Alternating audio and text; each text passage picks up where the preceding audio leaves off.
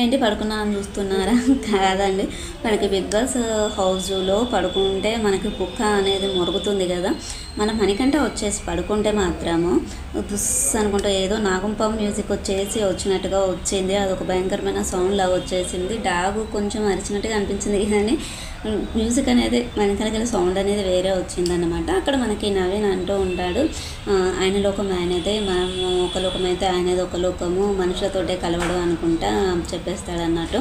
ఇంకా అక్కడ వచ్చేసి బేబక్కకి మనకి ఏమంటారు, ఫాలో అవ్వట్లేదు మనకి కిచెన్లో అన్నట్టుగా. అంటే తను చాలా స్ట్రిక్ట్గా నేను ఒక రూల్ పెట్టేశాను, ఎవరికి నచ్చినా నచ్చకపోయినా కానీ అదే కర్రీ తినాలి, వేరే కర్రీ చేసుకోవడానికి రూల్ లేదు అని చెప్పేసి మంచి రూల్ పెట్టేసింది అన్నమాట.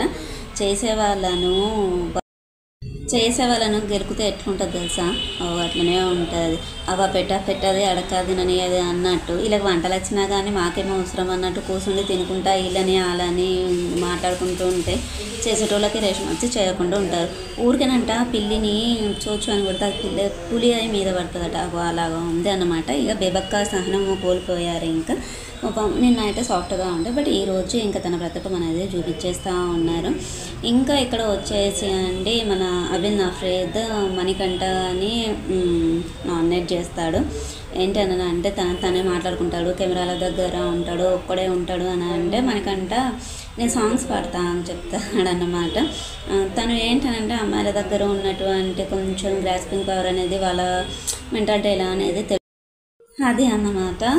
నా ఇష్టం అని చెప్తాడు. నువ్వు పాటలు పాడడానికి ఇక్కడికి రాలేదు అని చెప్పేసి అఫ్రేదే అంటాడు అన్నట్టు. ఇంకా అక్కడ మళ్ళీ శేఖర్ బాద్షా అండ్ మణికంఠ కూడా మధ్యలో చాలా గొడవ జరిగిపోతుంది.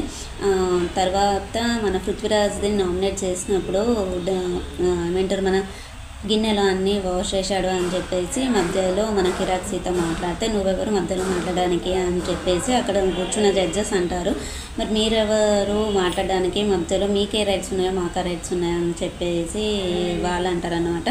కాకుంటే ఇక్కడ అండి నిఖిల్ కొంచెము ఓవర్ బిహేవియర్ ఉంది. తను తొందరగా ఎలిమినేట్ అయిపోతేనే బాగుంటుంది అని అనుకుంటున్నాము. ఎందుకనంటే అలాంటి వాళ్ళని బిగ్ బాస్ తొందరగా పంపించదు, లాస్ట్ వరకు ఉంచుతుంది మనకి కంటెంట్ కోసం అని చెప్పేసి, టీఆర్పీ కోసం అని చెప్పేసి. బట్ ఏంటనంటే మీసాలని ఇలా తిప్పాడు, అమ్మాయిల మీదకి వచ్చి మాట్లాడటం, నోరు ముయ్యు అది ఇది షటప్ అనుకున్నమాట. నాకు కరెక్ట్ పద్ధతి కాదు. సో తనే నెగిటివ్ అయిపోతాడు. తన ఏదో గ్యాంగ్ లీడర్ లాగా మొత్తం అథారిటీ చలాయించాలని అనుకుంటున్నాడు కానీ అది ఏది జనాల దృష్టిలో వర్కౌట్ కాదా అండి. కరెక్ట్గా మాట్లాడుతుంది అని అంటే మణికంఠ అండ్ సోనియా, మన కిరాక్ సీత వీళ్ళు కరెక్ట్గా మాట్లాడుతున్నారు, కరెక్ట్గా ఉన్నారు. బేబక్క ఉన్నారు కానీ తను బయటపడట్లేదు. ఫేస్ టు ఫేస్ మాట్లాడే వాళ్ళకి, వెంటనే తప్పు తీసే వాళ్ళకి అలాంటి సిచ్యువేషన్స్ ఎదురవుతూ ఉంటాయి. గొడవలు అనేవి వాళ్ళు బ్లేమ్ అవుతూ ఉంటారు. కాకపోతే బిగ్ బాస్ హౌస్లో అయితే వాళ్ళే చివరి వరకు ఉంటారా అండి. నిజంగా చెప్పాలి అంటే ఈ మిడిసి జ్ఞానంతో ఉన్న వాళ్ళు ఎవరు ఉండరు. సో ఓకే, నువ్వు టాస్క్లు ఆడుతావు కావచ్చు, ఇంకేదన్నా చేస్తావు కావచ్చు, కానీ అట్లా ఇది ఫ్రెండ్స్ ప్రొమోటో రివ్యూ వచ్చేసి మళ్ళీ 9:30 ఎపిసోడ్ రివ్యూ తోటి మళ్ళీ కలుద్దాం. మంచి నామినేషన్ సూపర్ కొడువలతోటి మళ్ళీ కలుద్దాము. Bye friends. ఛానల్ని సబ్స్క్రైబ్ చేసుకోండి, పక్కన ఉన్న బెల్ ఐకాన్ని ప్రెస్ చేయండి. మేము పెట్టేటువంటి వీడియోస్ మీకు నోటిఫికేషన్ రూపంలో వస్తాయి. Bye friends. ఉందాం ఇంకా మరిన్ని విషయాలతోటి కలుద్దాము. Okay bye. మాది ఇంకొక ఛానల్ కార్తికేయ సుబ్రహ్మణ్యం స్టోర్స్ అని చెప్పా కదా అండి.